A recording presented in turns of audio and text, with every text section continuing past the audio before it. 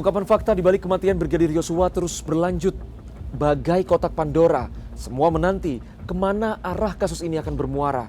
Dan apa yang sebenarnya tersimpan dalam kasus ini.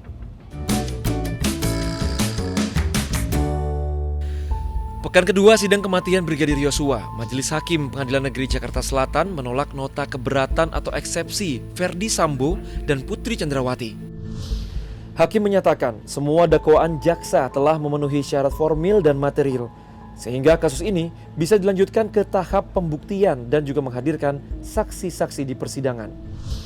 Majelis Hakim berpendapat surat dakwaan jaksa penuntut telah disusun secara jelas, cermat dan lengkap, serta telah menyebutkan waktu dan tempat tindak pidana itu dilakukan sebagaimana ketentuan pasal 143 ayat 2 huruf B KUHP, sehingga surat dakwaan yang demikian tidaklah akan mengurangi serta merugikan tim penasihat hukum terdakwa dalam mengajukan pembelaannya.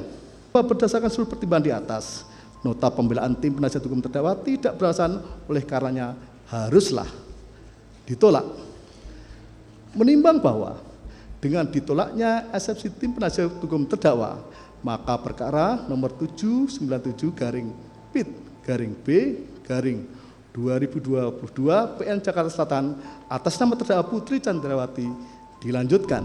Perhatikan pasal 156 ayat 1 dan ayat 2 serta pasal 143 ayat 2 dan ayat 3 Undang-Undang Nomor 8 Tahun 81 tentang Hukum Acara Pidana serta peraturan perundang-undangan lain yang bersangkutan mengadili. 1. Menolak keberatan dari penasihat hukum terdakwa Verdi Sambo SH SIK MH untuk seluruhnya. Memerintahkan penuntut umum untuk melanjutkan pemeriksaan perkara nomor 796/B/2022 PN Jakarta Selatan atas nama terdakwa Verdi Sambo SH SIK MH tersebut di atas. Di hari sebelumnya, dalam sidang lanjutan dengan terdakwa Barada Richard Eliezer menghadirkan sejumlah saksi termasuk orang tua dari Brigadir Yosua. Sidang ini diwarnai momen haru, penuh emosional. Ya, yang pertama saat Richard Eliezer bersimpuh dan meminta maaf di depan kedua orang tua dari Yosua. Saat itu, Eliezer langsung menghampiri ayah dan ibu Brigadir Yosua yang duduk di kursi saksi. Yang juga disoroti publik adalah saat ayah Yosua yang mengelus kepala dari Eliezer. Kata-kata yang disampaikan. Dia mengakui semua kesalahan. Ini apa yang dia perbuat gitu. Terus Bapak membalasnya apa? Iya, kita membalas tadinya secara bukan. Klien kami mengutarakan rasa penyesalannya ya. Permintaan maafnya tadi kepada keluarga korban, semoga ini bisa diterima. Kami sampaikan bahwa proses hukumnya tetap berjalan, kami hormati. Faktanya klien saya sudah menyampaikan semuanya. Penembakannya dia tidak mengelak, dia sampaikan penembakan itu. Dan dia sampaikan secara terbuka semuanya ya. Momen ini pun menjadi sorotan warganet.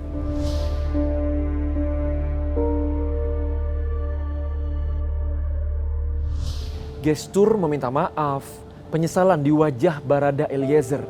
Ya, ini memang telah membuat publik terenyuh. Tapi apakah ini berpengaruh kepada majelis hakim?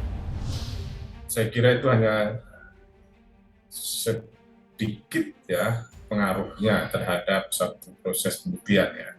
Mungkin hakim akan mempertimbangkan ya, mengingat ketulusan, penyesalan ya, terus permintaan maaf seorang pelaku tindak pidana kepada korban, tetapi tidak akan menghapuskan pidananya, karena yang namanya penyesalan itu kan terjadi di kemudian hari.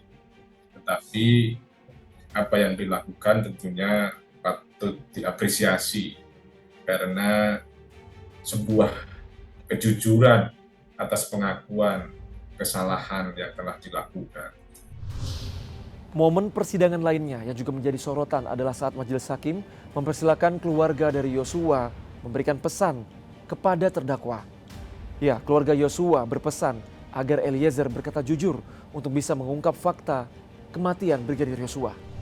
Jujur kamu, biar kami lega, dan begitu juga almarhumnya, begitu juga sakit hati kami loh. Yang kau berbuat, kau sebenarnya membunuh anak kami. Padahal itu tembus ke darah anak